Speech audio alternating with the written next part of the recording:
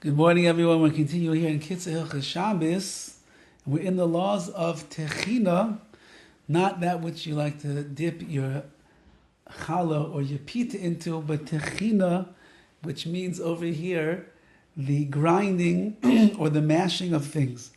Ein says the KITZUR, ein techina achar techina. There's no grinding after grinding. Something that was already ground once, even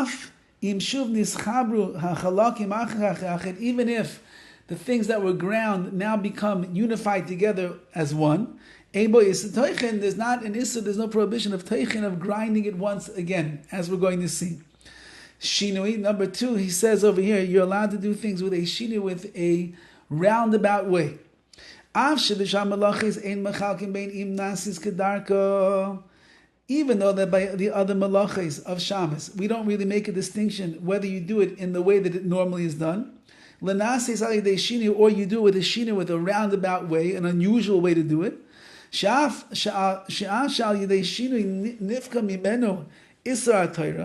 That even through a shinui, the issur of the Torah is like taken out. Mikol makom adai nishalei issur b'nerabanan. Even though that it's true, when you do something with a shinui, there's no longer a Torah prohibition that you are transgressing. Nevertheless, you're still doing an issur b'nerabanan. You're still transgressing a rabbinical prohibition. Aval b'toichin, when it comes to toichin, this grinding that we are speaking about over here, ha'itir l'tzorech achila, for the sake of being able to eat. Chazal were matter, they allowed techina b'derech shinu. You're allowed to do techina. You could grind or crush things in a way that's done with a shinui, not in the normal manner that you would during the week, as we will see. We'll see later on, he says all the details. Number 3 over here, derech chol.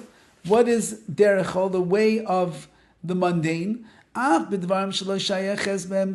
on things that it's not shy, it doesn't really have on them techina grinding.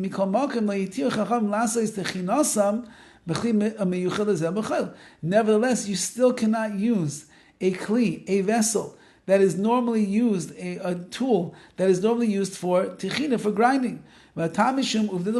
Because if you use a utensil that's normally used for grinding, that's called uvda d'chol. That's a weekday activity which we do not engage in on Shabbos Kodesh. Therefore, in everything, wherever you're allowed to do techina,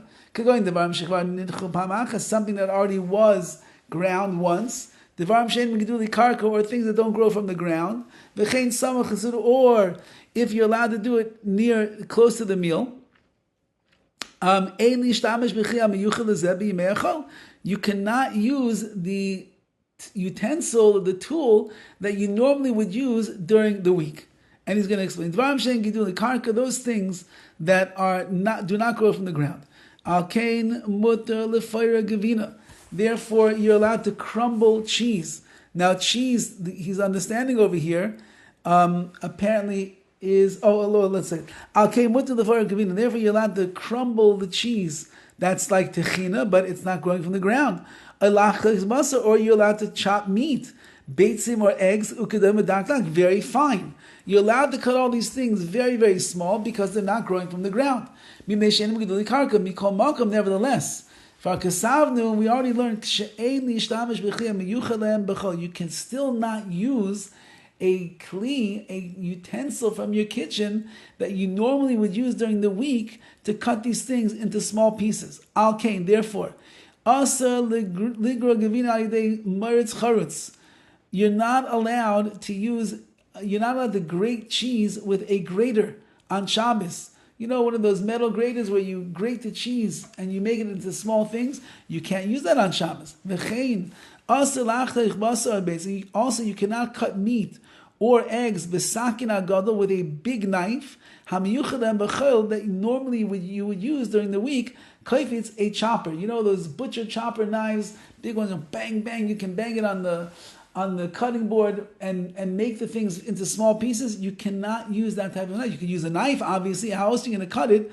But it can't be the special knife. Anything that's similar to this, you cannot use a kli. a vessel, a utensil that normally you use during the week to make these things small on Shabbos. Have a wonderful day.